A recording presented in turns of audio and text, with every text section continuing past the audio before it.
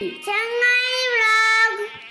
Hi friends, welcome to ചങ്ങായി vlog. ഇന്നത്തെ വീഡിയോയിൽ നമ്മൾ പഠിക്കുന്നത് 3ാം ക്ലാസ് പരിസര പഠനം സെക്കൻഡ് ടേം എക്സാം ക്വസ്റ്റ്യൻസ് ആണ്. 2 മുതൽ 6 വരെയുള്ള പ്രവർത്തനങ്ങളിൽ ഏതെങ്കിലും 4 എണ്ണത്തിന് ഉത്തരം എഴുതിയാൽ മതി. ഇതിനു മുമ്പുള്ള വീഡിയോസിൽ നമ്മൾ പറഞ്ഞിട്ടുണ്ട്, 1ാമത്തെ ചോദ്യം എല്ലാവരും നിർബന്ധമായിട്ടും എഴുതണം. അതുപോലെ തന്നെ എല്ലാ ചോദ്യങ്ങൾക്കും ഉപചോദ്യങ്ങൾ ഉണ്ടാകും. അതിൽ തന്നെ മറ്റു ചോദ്യം ഉണ്ടാകും, അതിനും ഉത്തരം എഴുതാൻ മറക്കരുത്. പ്രവർത്തനം 1. മണ്ണിൽ ഒരുപാട് ചെറുജീവികൾ ഉണ്ടെന്നാണല്ലോ ടീച്ചർ പറഞ്ഞത്. അവയൊക്കെ മണ്ണിനടിയിൽ എങ്ങനെ ശ്വസിക്കും? മണ്ണിൽ വായു ഉണ്ടായിരിക്കുമോ? അനുമോളുടെ സംശയം വായിച്ചില്ലേ? മണ്ണിൽ വായു ഉണ്ടോ എന്ന് കണ്ടെത്താൻ ഒരു പരീക്ഷണം എഴുതി നോക്കൂ. ബി. മണ്ണിനുള്ളിൽ മണ്ണിരയെ കാണാറില്ലേ? എങ്ങനെയുള്ള മണ്ണാണ് മണ്ണിര ആഹാരമാക്കുന്നത്? അപ്പോൾ നമുക്ക് എങ്ങനെയാണ് പരീക്ഷണം ചെയ്യാം? ഒരു ചില്ലു ഗ്ലാസ്സിൽ വെള്ളം എടുക്കുക. അതിലേക്ക് ഉണങ്ങിയ മൺകട്ടകൾ ഇടുക. മൺകട്ടകളിൽ നിന്നും കുമിളകൾ ഉയർന്നു പൊങ്ങുന്നതായി കാണാം. ഇതിൽ നിന്ന് നമുക്ക് എന്ത് മനസ്സിലാക്കാം? മണ്ണിൽ വായു ഉണ്ട്. ഇനി അതിൽ ബി ക്വസ്റ്റ്യൻ നോക്കാം. എങ്ങനെയുള്ള മണ്ണാണ് മണ്ണിര ആഹാരമാക്കുന്നത്? ജൈവാംശമുള്ള മണ്ണ്. പ്രവർത്തനം 2. മിഴിയും കൂട്ടുകാരും സ്കൂളും പരിസരവും വൃത്തിയാക്കിയപ്പോൾ കിട്ടിയ മാലിന്യ വസ്തുക്കളാണ് താഴെ തന്നിരിക്കുന്നത്. അവയെ തരംതിരിച്ച് പ്രത്യേകം മാലിന്യ കൂടകളിൽ നിക്ഷേപിക്കാമോ? പ്ലാസ്റ്റിക് കവറുകൾ, തെർമോക്കോൾ, കുപ്പിച്ചില്ല്, പഴങ്ങൾ, പച്ചക്കറികൾ, ബാറ്ററികൾ, ഉപയോഗശൂന്യമായ ബൾബുകൾ, കടലാസ്, മരുന്നുകുപ്പികൾ. ഈ മാലിന്യങ്ങൾ അല്ലെങ്കിൽ അപകടകരമായ മാലിന്യങ്ങൾ എന്നെഴുതാം. 2ാമത്തേല് അജൈവ മാലിന്യങ്ങൾ. അതിനെ കൊണ്ട് അപകടമൊന്നുമില്ല, പക്ഷേ മണ്ണിൽ ലയിച്ചു ചേരാത്ത മാലിന്യങ്ങളാണ്. 3ാമതായിട്ട് ജൈവ മാലിന്യങ്ങൾ എന്നെഴുതാം. അപ്പോൾ നമുക്ക് ഓരോന്നിലായിട്ട് എഴുതാം. അപകടകരമായ മാലിന്യങ്ങൾ മണ്ണിലേക്ക് ഇടുന്നതിൽ വളരെ അപകടമുള്ള മാലിന്യങ്ങളാണ് പഴകിയ ബാറ്ററി, കീടനാശിനി കുപ്പികൾ, ഉപയോഗശൂന്യമായ ബൾബുകൾ, ഇവയൊക്കെ. അടുത്തതിൽ അജൈവ മാലിന്യങ്ങളിൽ പ്ലാസ്റ്റിക്കിൻ്റെ സാധനങ്ങളാണ് നമ്മൾ എഴുതിയിട്ടുള്ളത്. PVC പൈപ്പ്, പ്ലാസ്റ്റിക് ബോട്ടിലുകൾ, പ്ലാസ്റ്റിക് കവറുകൾ. ജൈവ മാലിന്യങ്ങൾ എന്നതിൽ പഴം, പച്ചക്കറി അവശിഷ്ടങ്ങൾ, പഴത്തിൻ്റെ അവശിഷ്ടങ്ങളായിരിക്കും അല്ലേ, ഭക്ഷണാവശിഷ്ടങ്ങൾ. ഇങ്ങനെ നമുക്ക് തരംതിരിക്കാം. അതിൽ തന്നെ ബി ക്വസ്റ്റ്യൻ നോക്കാം. ചിത്രം നോക്കൂ. പ്ലാസ്റ്റിക് വസ്തുക്കൾ വലിച്ചെറിയരുതെന്ന് പറയുന്നത് എന്തുകൊണ്ടാണ്? ചിത്രം ഇവിടെ തരുന്നില്ല, പക്ഷെ എങ്ങനെയാണ് പ്ലാസ്റ്റിക് കവറുകൾ വലിച്ചെറിയരുത് അല്ലെങ്കിൽ പ്ലാസ്റ്റിക് വസ്തുക്കൾ വലിച്ചെറിയരുത് എന്ന് പറയുന്നത് എന്തുകൊണ്ടാണ്? പ്ലാസ്റ്റിക് മാലിന്യങ്ങൾ മണ്ണിൽ അലിഞ്ഞു ചേരുന്നവയല്ല. അവ കാലാകാലങ്ങളോളം മണ്ണിൽ അതേ അവസ്ഥയിൽ കിടക്കും. മാത്രവുമല്ല, അവ മണ്ണിന് ദോഷവുമാണ്. മനസ്സിലായി? ഇനി പ്രവർത്തനം 3. ദക്ഷിണ തയ്യാറാക്കിയ ഭക്ഷ്യവസ്തുക്കളുടെ ആൽബത്തിലെ പേരും ചിത്രവും ശ്രദ്ധിക്കൂ. അവ ഏതു വിഭാഗത്തിൽ പെടുന്നു എന്ന് കണ്ടെത്തി എഴുതൂ. എന്തൊക്കെയാണ് ഭക്ഷ്യവസ്തുക്കൾ തന്നിട്ടുള്ളത്? അരി, ചേന, മുന്തിരി, പാൽ, മുട്ട, മത്സ്യം.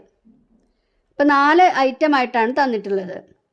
ഇനി അരി എന്നത് ഏതു വിഭാഗത്തിലാണ് പെടുന്നത്? അരി ധാന്യങ്ങൾ, ചേന കിഴങ്ങുവർഗ്ഗങ്ങൾ, മുന്തിരി പഴങ്ങൾ, പാല്, മുട്ട, മീന്, ഇതൊക്കെയോ ജന്തുക്കളിൽ നിന്ന് ലഭിക്കുന്നവ. അതിൽ തന്നെ ബി ക്വസ്റ്റ്യൻ ഉണ്ട്. നാം കഴിക്കുന്ന ഭക്ഷ്യവിഭവങ്ങളിൽ ഏതാണ് കൂടുതൽ? വേവിച്ചതോ വേവിക്കാത്തതോ? എന്തിനാണ് ഭക്ഷണം വേവിച്ച് കഴിക്കുന്നത്? അപ്പോൾ ഏതാണ് കൂടുതൽ എന്നതിന് നമ്മൾ എന്താണ് ഉത്തരം എഴുതുക? വേവിച്ചത് അല്ലേ? എന്തിനാണ് ഭക്ഷണം വേവിച്ച് കഴിക്കുന്നത്? 3 കാര്യങ്ങളുണ്ട് അതിൽ. രുചി വർദ്ധിപ്പിക്കാൻ, ദഹനം എളുപ്പമാക്കാൻ, അണുക്കളെ നശിപ്പിക്കാൻ. ഓക്കെ. ഇനി അടുത്തതിൽ പ്രവർത്തനം 4. സ്കൂൾ ബസ്സിൽ ഇരുന്ന് നിഹാലും കൂട്ടുകാരും റോഡിലെ വെള്ളയും കറുപ്പും ഇടകലർന്ന വരകളിലൂടെ ആളുകൾ റോഡിന് അപ്പുറത്തേക്കും ഇപ്പുറത്തേക്കും കടക്കുന്നത് കണ്ടു. എന്തായിരിക്കും റോഡിൽ കാണുന്ന അത്തരം വരകൾ? എന്തായിരിക്കും അത്? സീബ്ര വരകൾ അല്ലേ? എന്തിനായിരിക്കും അവ? എന്തിനാണത്? ആളുകൾക്ക്, കാൽനട യാത്രക്കാർക്ക് റോഡ് മുറിച്ച് കടക്കാനുള്ള സ്ഥലമാണ് സീബ്ര വരകൾ. മനസ്സിലായില്ലേ? എല്ലായിടത്തു കൂടിയും തോന്നിയ ഭാഗത്തു കൂടി അങ്ങോട്ട് മുറിച്ച് കടക്കരുത്. കാൽനട യാത്രക്കാർക്ക് റോഡ് മുറിച്ച് കടക്കാനുള്ളതാണ് സീബ്ര വരകൾ. അടുത്തതായിട്ട് ബി ക്വസ്റ്റ്യൻ. റോഡരികിലൂടെ നടക്കുമ്പോൾ എന്തെല്ലാം കാര്യങ്ങളാണ് ശ്രദ്ധിക്കേണ്ടത്? റോഡിൻ്റെ വലതുവശം ചേർന്ന് നടക്കുക, കൂട്ടം കൂടി നടക്കരുത്, നടപ്പാതയുണ്ടെങ്കിൽ അതിലൂടെ മാത്രമേ നടക്കാവൂ. ഇത്തരം കാര്യങ്ങൾ ശ്രദ്ധിക്കണം. ഇനി പ്രവർത്തനം 5. കടുവക്കൊതുകിനെയും ചിണ്ടനെലിയെയും മണിയനീച്ചയെയും കൂട്ടുകാർക്കറിയില്ലേ?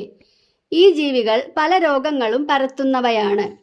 താഴെ തന്നിരിക്കുന്ന രോഗങ്ങൾ ഇവയിൽ ഏതൊക്കെ ജീവികൾ പരത്തുന്നതാണെന്ന് കണ്ടെത്തി പട്ടികപ്പെടുത്തുക.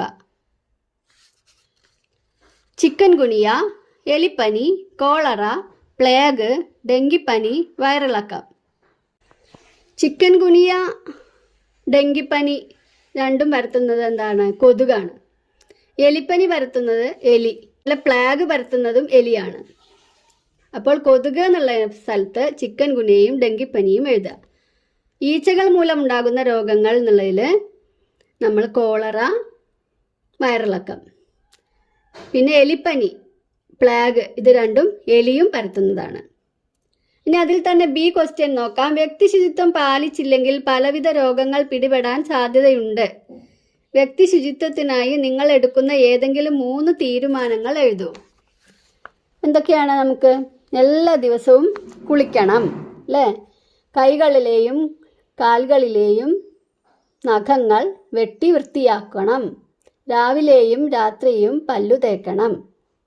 ഇങ്ങനെയുള്ള കാര്യങ്ങളാണ് നമ്മൾ എടുത്ത തീരുമാനങ്ങൾ. ഇനി പ്രവർത്തനം 6.